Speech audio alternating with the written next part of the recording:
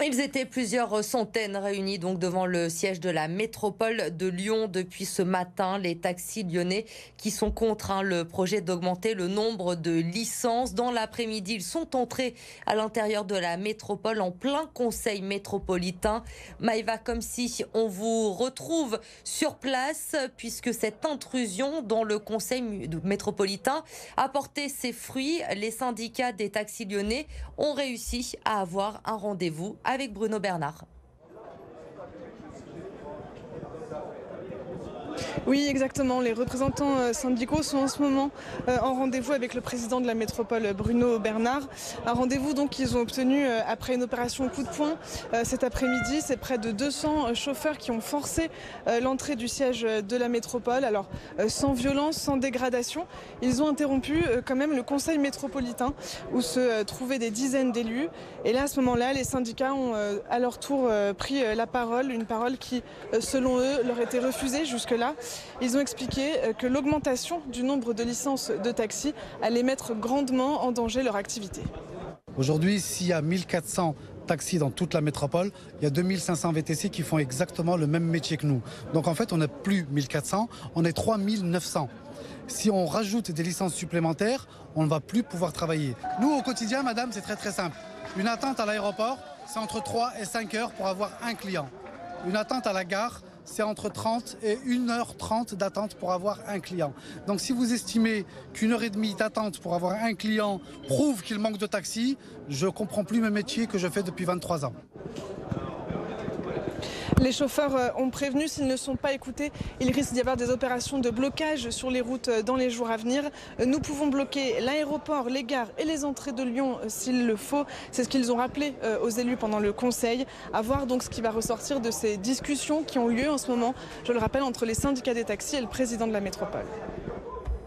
Merci Maïva pour ces précisions donc devant le siège de la métropole de Lyon. Dans 10 ans au plus tard, le réseau TER va devoir être ouvert à la concurrence. C'est une demande qui a été faite par l'État et la région Auvergne-Rhône-Alpes a décidé d'anticiper et de préparer au mieux ce changement. Dès 2029, le réseau de la région sera réparti en 5 lots. Les explications de Yélis Kirazli. Le logo de la SNCF va-t-il être remplacé sur nos TER? Avec l'ouverture à la concurrence des trains régionaux, vos trajets dans quelques années pourraient être gérés par d'autres exploitants.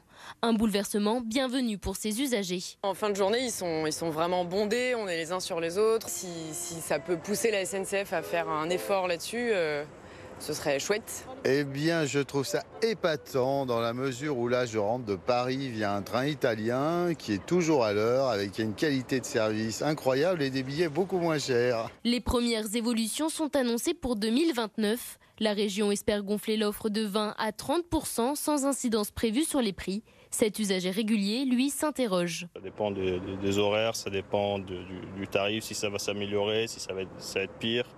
Est-ce qu'ils géreront mieux les trains de façon à ce qu'il y ait moins de retard ou pas? Un premier découpage des lignes en 5 parties distinctes a été dévoilé par la région.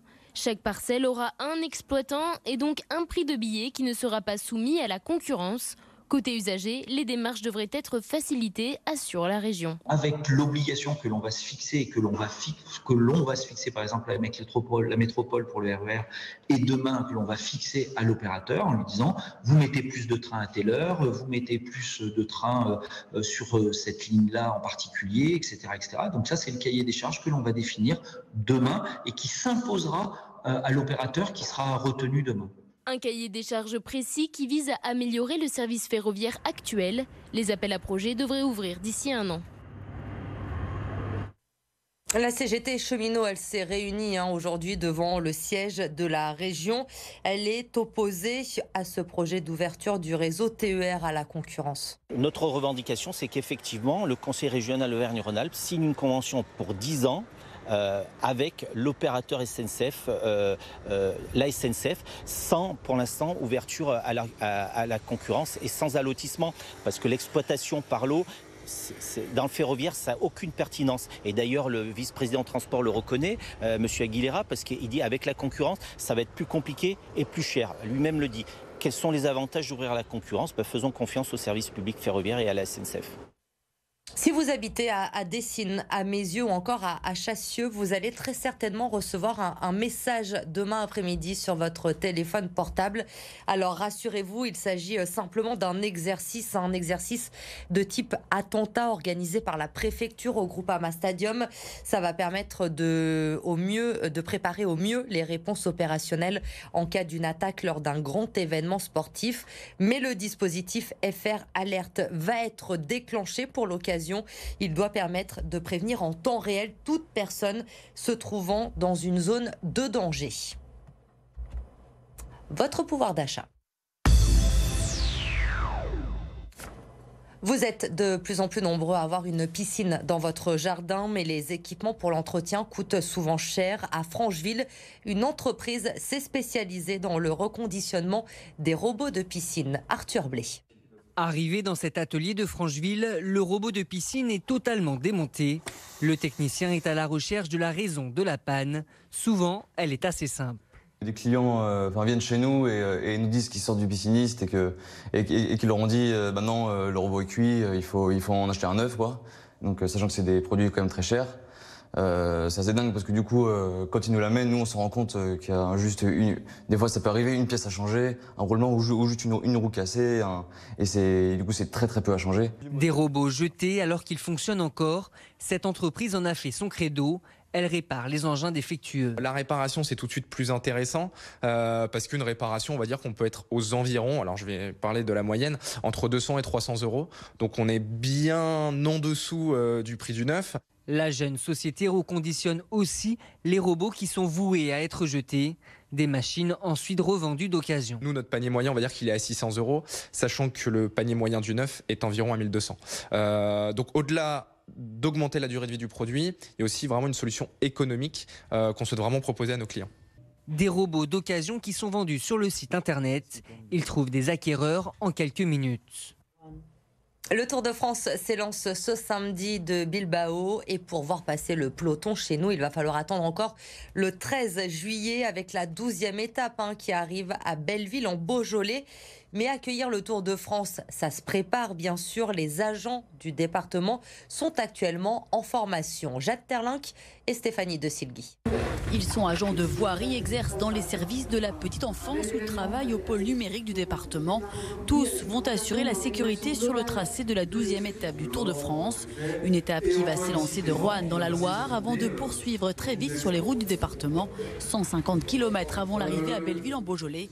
L'année dernière, seuls 20 km traversaient le Rhône.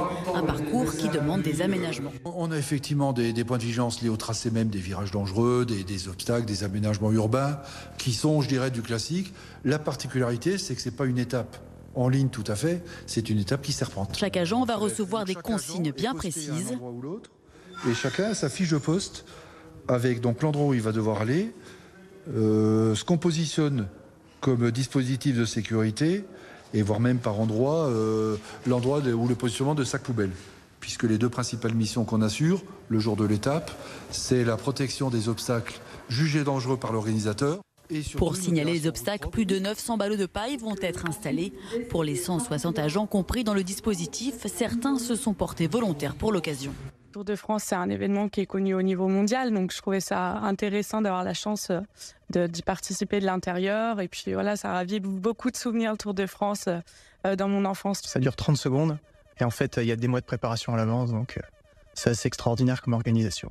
Pour cette étape du 110e Tour de France, rendez-vous donc le 13 juillet.